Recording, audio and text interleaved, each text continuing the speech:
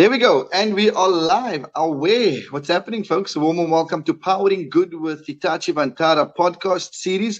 Catching up once again with, I feel like we're good friends. Whether he denies me friendship or not, I feel like we are good friends. Country manager and sales director, Dennis Naidoo. What's happening, brother? Yeah, all good, Dalin. Yeah, good to be back in the saddle again. It's a new year, and I think it's a new year that's going to be great. Yeah, making some life changes as well. Got to make sure that we fulfill our purpose. Yeah. Lovely stuff. That's what it's all about. Purpose. Before we get into the nitty-gritty of today's topic, my purpose today was to put a smile on your face with a wonderful shirt that has an island-like feel. Are you happy? Are you happy? Are you proud? Are we winning? I'm very proud of you, Dalin. You got lots of guts to wear that shirt. Oh, okay. I need to figure out how to get that ready. Touch Vantara golfer coming my way. Otherwise, before we get stuck into it, how's the holidays? Did you manage to play some golf? Did you manage to at least have a bit of a stress-free time with the family? Yeah, indeed. We always try. It's work-life balance. We still work, we still attend to what we need to, but find time for our families and our. I could have spent more time, I think, this year with them, but yeah, it was quite a busy festive season. Played some golf. Boys are here with me, and swam a lot. Yeah, weather was good. Here we go. All the right things. A good combination. So I'm excited to chat about today's topics because it's something that is so pertinent to our immediate space that we find ourselves in, whatever city you're living in South Africa and globally. Rapid urbanization. Speak to me, because people are Yeah, moving. There's semigration, there's migration, there's all the grations that's happening locally and globally. yeah. It's a fascinating topic, Dalen, and like the previous one where we talked about the utilization of our natural resources. This one's also been around for a while, rapid urbanization, and it's something that is not new. It's not in its genesis. But once again, I fear that this particular mega trend has not got the legs it needs to be addressed correctly. And, rapid urbanization was brought about because of industrialization, right? Industrialization created jobs and opportunities in large centers, which became big cities, or they were developed in big cities. And that attracts a lot of people to these cities. And with that comes a burden on everything in that city. Currently, we are urbanizing rapidly in South Africa. 63% of South Africans are already living in urban areas, and statistics will rise to 71% by 2030. By 2050, we're saying 8 in 10 people will be living in urban areas, and this will increase demand on basic infrastructure requirements. Yeah. This is intense because essentially we're running out of space. We're fully aware. If you are in the urban areas and you have made that move, you'll be aware that things are becoming overpopulated very, very quickly. Bigger pictures, to try to break it down simply, why is it happening? Yeah. So firstly, we're not running out of space. We're running out of space for the people that are moving to these particular spaces. But if you took the entire population of the world, as somebody drew a graphic the other day, where if you took the population, some 7 billion people of the planet, and you condensed them just into their cells, you would occupy part of Manhattan. In fact, you'd occupy just Central Park. Right? Wow. But I mean that's a very extreme way of viewing things. So we're not running out of space in general. What we are running out of is space where people are gathered. Right? Why is it happening? So we have some underlying challenges, right? Jobs and job opportunities drive the economy. Every family unit depends on a livelihood. And when there is no opportunity for them to earn a living in the areas that they live in, then they start to move towards and migrate towards, places where there's employment. I myself moved to Johannesburg from Durban because of exactly the same thing. The job opportunities are better, the earning potential is better, the opportunities for growth, opportunities for your career and your lifestyle. So that's why it primarily happens. And then, just peeling back the layers there a little bit. you ask the question, then why are there no job opportunities in, in rural areas? But indeed, there should be. South Africa is still very driven by primary industries such as mining and agriculture. Mm. But those jobs don't pay as well. Those jobs are not recognized in terms of their certifications and accreditations. So people want to make a career out of farming. It doesn't mean, it means that you're not going to have a sustainable livelihood if you're a farmer, because there's just not everything that you need to be successful. So there's some underlying issues. And then, it's also about ego, right? Because a job as a farmer it sounds less glorious than, I'm an IT programmer, right? As long as you're part of the ecosystem that's seen as, the glorious jobs, then people want to move, right? So that's why it happens in general, right? So if we had to break it down to main reasons for this rapid urbanization, we're going with economy, job creation. Is that more or less where we're at? Yeah. And then lifestyle. If you were to move to, I don't know, Paris, right? You'd have lots of great places to visit. You've got pubs and bars, you've got hiking trails and all of that.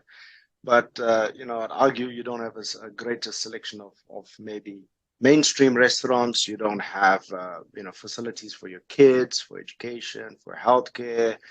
You don't have, many friends because it's a small town. So, we are social beings, right? We like to engage. We like to interact with people around us. We like to have, engagement with people that have common interests. But, if you're living in a little dorpy with 20 people, after you've met them once, you might choose not to meet 10 of them again ever. And then, then there's only one braai is okay. 100%. So because of this industrialization, and we keep talking about the fourth industrial revolution, it's just variants of industrialization. It's automation. It's bringing factories. I mean, nowadays a factory is a laptop or a computer, right? So as long as you can bring, as long as you can see an opportunity in this industrialization, then you would move to where that demand is required. You would study to move away from that city. How many people who study in Stellenbosch actually end up living in Stellenbosch? Yeah, it's a different question, right? That is a whole other podcast series on its own. How many end up staying in Stellenbosch? Yeah. So these cities provide better commercial opportunities. They provide better returns compared to rural areas in terms of your monetary earnings, your lifestyle, and your the things that you would want to have. If you look at our fiscus, we would spend larger amounts of money on our large metros, Ekurhuleni, Tshwane, city of Joburg, city of Cape Town. Those are areas where we spend the bulk of the money. The smaller municipalities get less money. And also the structure. The metros are fairly autonomous. They operate almost like a state-owned entity would operate. Whereas the municipalities, they work within districts, and the structures reporting up to COGTA to access funds, to get budgets, to build schools, to build hospitals, to build learning institutions, to create jobs. So we tend to feed the system, and that creates a double whammy. People want to move to these cities. Yeah. I was going to say, because if we look at implications, so take rapid urbanization, we've got industrialization, commercialization. We've got big buzzwords with serious positives and negatives. Implications wise, especially for the big cities and the small ones. Yeah, that's a big one, right? I mean, so we're stating the obvious, that people are moving and they continue to move, and they're moving at a faster rate. Okay, so that's going to happen. So what does it mean? These cities are not designed, and were never designed to have such large populations. There are very few cities in the world that actually have town planning that is modern enough to cater for growing demands. And town planning encompasses a lot of things. So the big one, which we discussed in our last podcast, was energy demands, right? So people need power to run their houses, their new developments. They need power to run their electric vehicles nowadays. They need power to, we need power to run the transport systems. We need power to run all the municipal offices and all the institutions you got to build, the healthcare institutions, education institutions, you got to build all of that to cater for this growing demand. All of that means we need more power. Already we know we are in decline in terms of power source. and you exacerbate the problem by people now demanding more power. So the big one is energy, and it's not easy to feed the grid with extra energy. Yeah. The growing trend now is to find alternate sources of energy, but sadly that doesn't take place at a development layer. That takes place at a resident layer. So residents look for alternate sources, but a city should be looking. I'm very glad to see that, for example, the city of Cape Town has decided now that they've got permission to buy electricity from signed off this week.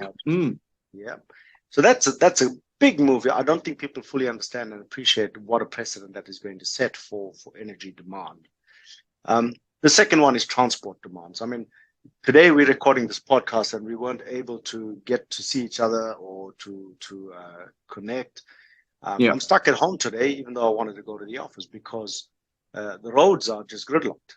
Okay, so we have one problem on one highway and all the suburbs around it are now gridlocked. So we have a transport problem. People need to get from one place to the next, whether it's their place of work, whether it is their place of worship, whether it is to see their family, their friends, or even just get to, emergency services. Yeah. And our transport system, public transport system, is relatively non-existent at the moment, and for most parts of the world. It's only in developed nations such as most of Western Europe, the US, and parts of Asia Pac, where public transport is effective.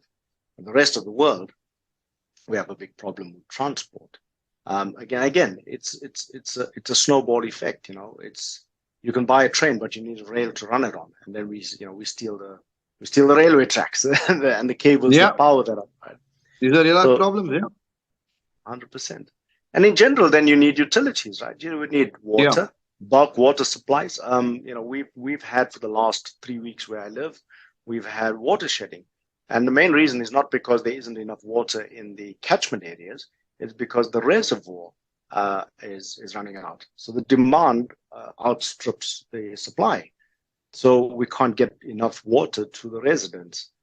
And by the way, that's the reason why the highway is closed. People are striking today because of that. It's because of basic utilities. And basic utilities are, I said this before, I'll say it again. I see absolutely no reason in the world why we can't have free water. That's like a basic human need. And maybe it's idealistic. We should all have free water. We can't provide water. We can't provide. And then the big thing now is if you can't travel anywhere, you need bandwidth. Okay. So you need fiber in the ground, you need cell phone towers, you need mobile towers. And all of these are not just a huge cost to build, but they're huge cost to maintain.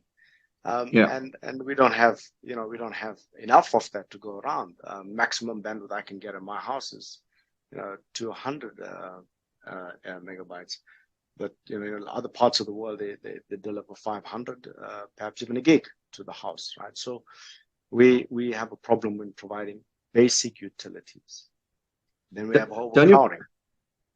Don't you find it scary that as you're going through the list, everything you're saying is so pertinent to our daily lives as we do this live? Like as you go through energy, transport, utilities, and overcrowding and healthcare, you go, these are struggles that we're experiencing and we don't know what the solutions are. Yeah, 100%. And that's why it's so important that we, the topic we picked around mega trends and they're all real, they're all happening now. It's not something that we can kick down the street, and address at a later stage. These are things that have to be addressed now. These are the implications, and if we don't do it, it would mean that our problems exacerbate. Yeah. So utilities are a problem, and then you got overcrowding. Let's take, for example, a stat that came out this week. 25,000 people applied for 8,000 spaces at Wits University to study. Now, imagine if the university itself was to accommodate, at more than the 8,500 they initially were interested in. There's 10,000 people on a campus. Malls, shopping malls get overcrowded. Traffic, we're overcrowded. Yeah. Healthcare facilities, we're overcrowded. It is not uncommon for us to see queues outside of the clinics, the hospitals. You see queues outside of the public services. So, home affairs and license departments. Overcrowding is a problem. And then that leads to other problems. Hygiene. We don't have enough waste and refuse removal Yeah. services to cater for all of the refuse we create. And this overcrowding then leads to secondary issues such as hygiene and healthcare. If there was no overcrowding and if everyone was sparsely populated, the pandemic would probably have been easier to control, right? Yeah. But we have so many people concentrated in such small areas that overcrowding brings, and then it brings what I would call the tertiary impact, which is aggression, depression. People are unhappy. You walk out your door, you drive out on the highway, and you're overcrowded. You feel claustrophobic. Yeah. You go to I refuse to go to malls anymore. I don't. Yeah. It's just it's scary and it's overcrowding. And on top So that on top of those stresses that you have to deal with the malls in terms of overcrowding, you still have youngsters doing TikToks everywhere. Then you have to film strangers' videos for them. And now you're just going, now I'm in your space and you're in my space. This yeah, is a lot to deal I with. could probably deal with that. But what's worse though is that the impact it has on my credit card when I get into a mall, because you end up spending more than you intended, right? Very different. Very, very, very different. When I have kids one day, I'll come say, Dennis, I now know what you're talking about. This is what you mean. But Yeah, in reality, if you bring it back home to South Africa and Africa, the implications are scary because, again, we're experiencing it now, live, load shedding, yeah, it's land invasions, etc., etc., etc. yeah.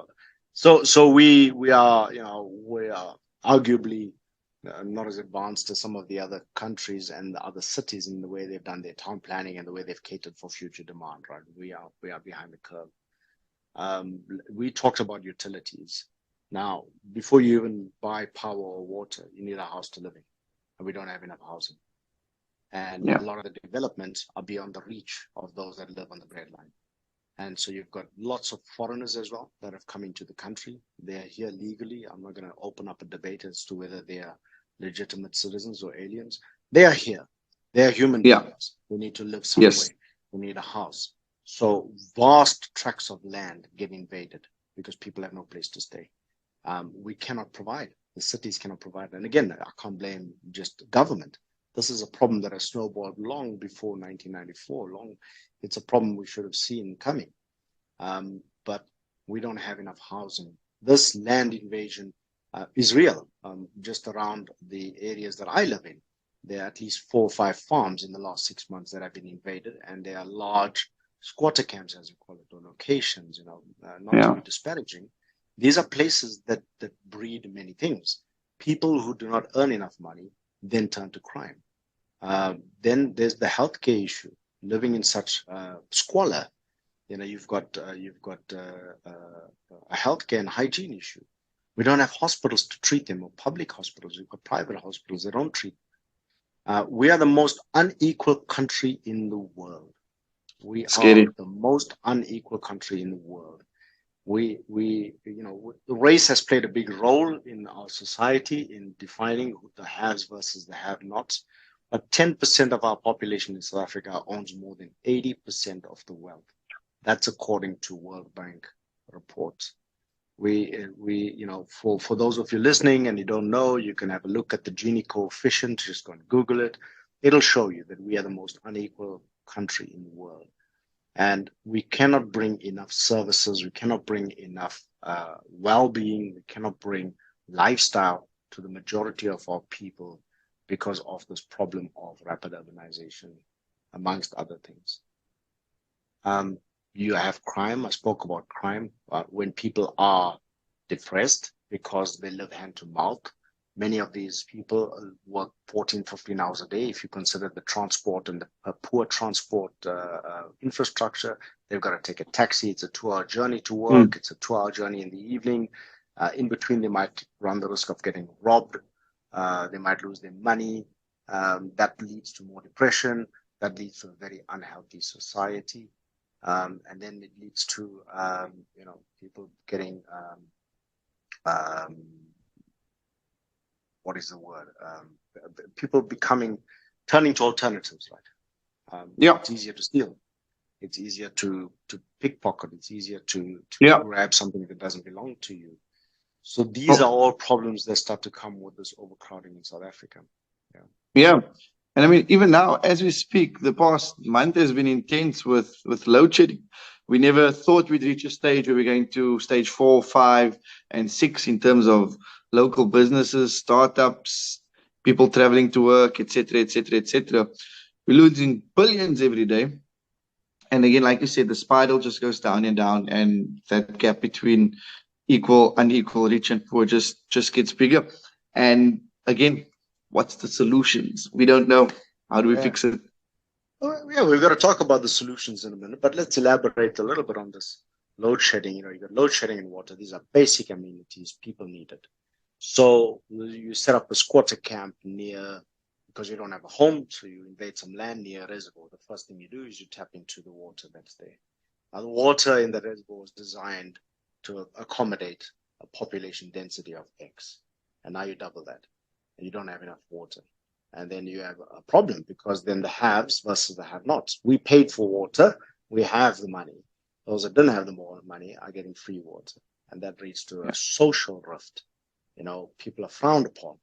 But I argue, I go back to the basics. As a human society, why do we not have free power and free water for our people after hundreds Yeah. of years of developing this? After all the industrialization, we don't have that basic necessity. That would create a big problem in the social construct of our country. It breeds more racism. It breeds, hatred. We can't have that. So density and infrastructure go hand in hand, and we have a problem. Town planning is very short-sighted. We don't plan for 50 years in advance or 100 years in advance. We're so far behind that we're just playing catch up. We can't fix the potholes. How are you going to build new roads? How are you going to build new transport networks? We have to fix the existing one where the cables have been stolen and the railway tracks been stolen. So we've got to fix the railway infrastructure. You've got to fix high-speed rail between here and the major cities. You go to some of the places in the world. I mean, even like India, you'd find high-speed rail between Delhi and Bombay and Delhi and Agra and all of that. So people are able to get from place to place. We're very far behind on that.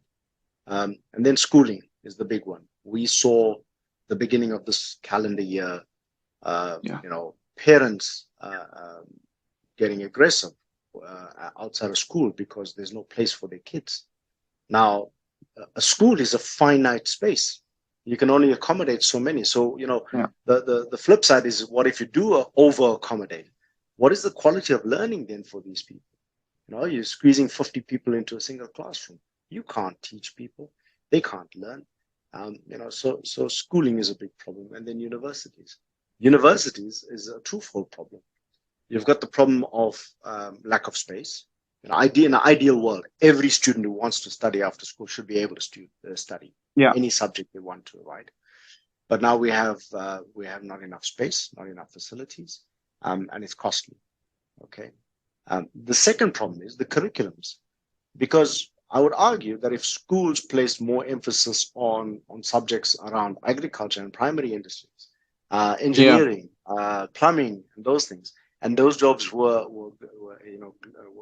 good jobs, and the earning potential out of those was good, then people would want to study that, and they'd be able to contribute to society, and actually then reduce this overpopulation we have in urban areas, right? Because they're productive where they are. Yeah. An educated workforce, that's the ultimate goal. Once we get there, our economy and everything will start finding its space, because our numbers will start increasing in terms of those who can contribute and get South Africa and Africa where it needs to be. Just in terms of Africa and some numbers and percentages, are you able just to shoot some off the top of your head in terms of what we're discussing? Yeah, look, so we are number one in terms of inequality, followed by likes of Burundi, 5.4%, Uganda, Syria, Tanzania, Burkina Faso, Niger, Mali, Malawi, Ethiopia, and the DRC. those are countries that follow us, and you would see that they're all African.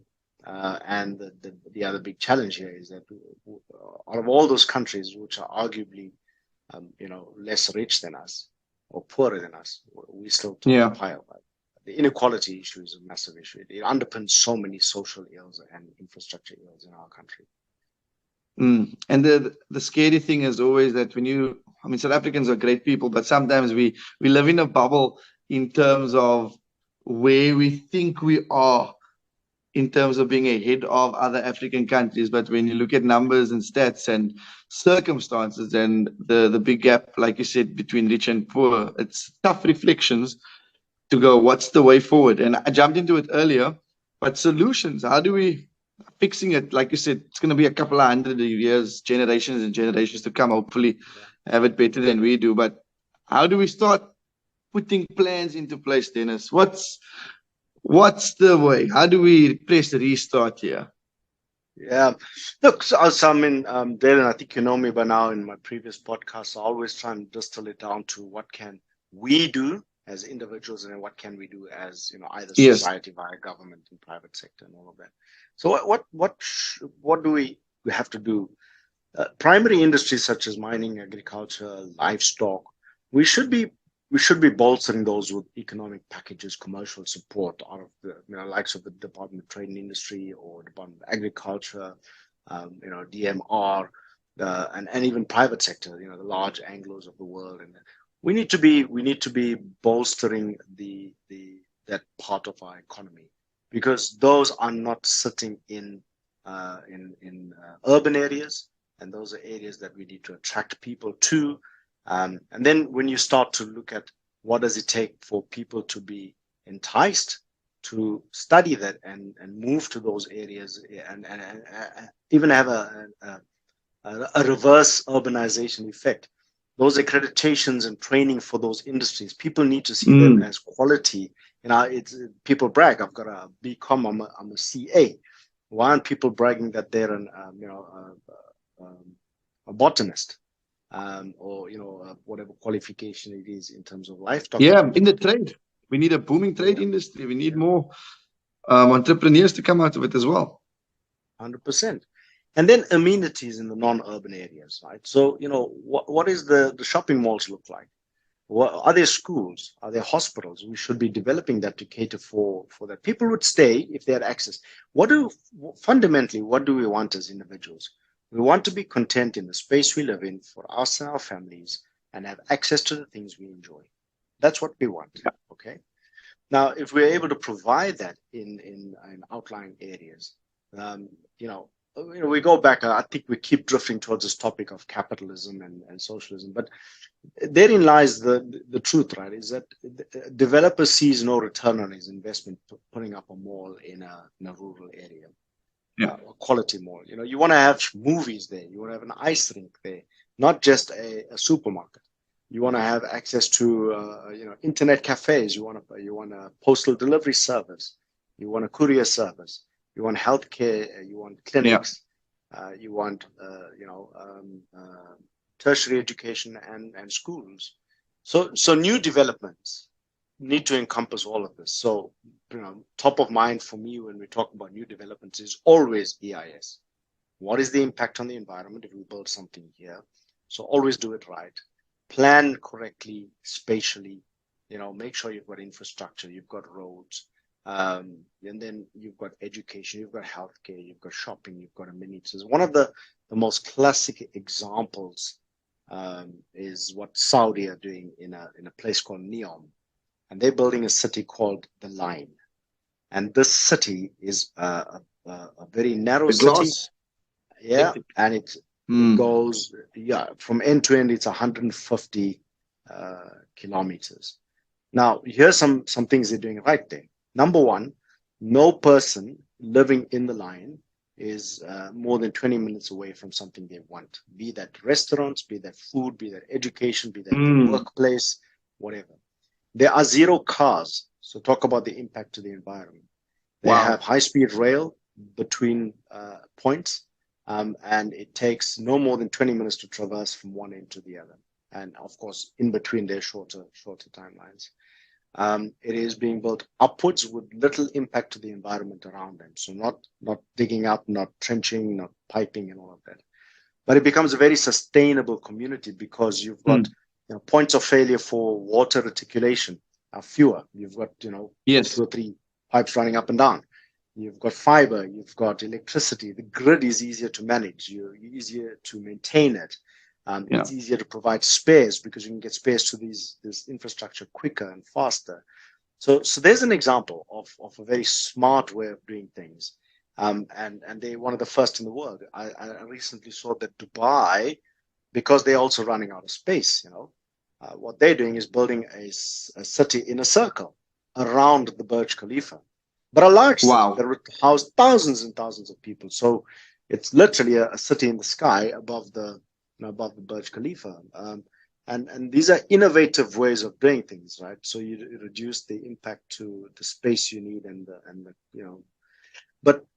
but having said that, there are 2 very different examples. The line is attempting to find space for people where they wouldn't live normally, whereas the new city in Dubai is finding more space for the already overcrowded city. Okay, so but both have to be addressed. How do you find more space, and how do you find better living conditions for people in an urban area, and then how do you attract people to stay away from an urban area? What also helps is the whole work from home, the hybrid working situation, right? So you don't need to jump in a car and drive everywhere. I've got engineers currently sitting in Cape Town supporting my customers in Johannesburg. We have one of our partners with 400 engineers in Cape Town supporting the whole of Europe. It is not uncommon that when you dial into a support line for any IT product, you talking to an Indian somewhere in Bangalore or Hyderabad. To work from home, that remote working, hybrid workforces, that will also help in the reversal of this trend in terms of urbanization. And then we need high-speed rail and transport. That's a massive one. That's the solution is really quite simple. It has to happen. We know what it takes. We know we need railways. We know we need trains. We know we need ticketing systems, scheduling systems, security systems, CCTV. We need all of that, and we need to put that up in all of these urban areas. Magic. And you mentioned Dubai, you mentioned Saudi Arabia. I'm from Cape Town. We've got an iconic landmark here, a bridge that hasn't been complete, Ines. That bridge has been incomplete since the start of time. So I'm just going to claim it and say it's going to take us into the sky one day. Any closing remarks? So rapid urbanization. No, I think this is the sort of second mega trend we've touched on today, Dalin. We'll get through another 3 in the next few. But it is an immediate problem. It is a problem that has caught up with us. It is a problem that needs both fixing of what we don't have and rethinking the future. It requires broad mind. Once again, these are big problems that require both public and private sector, and everyone forgets individuals. Dennis Naidoo, I have to do something. Dalin Oliver, you've Here we go. Something. Yeah. Got to do something. We'll keep powering good individually and with Hitachi Vantara. Brother, thank you so much for that. Always enjoy it. I leave you inspired with knowledge. I'm going to go phone someone just to tell them about the lekker conversation I had. Fantastic. Have a super day, Dalin. Cheers, man.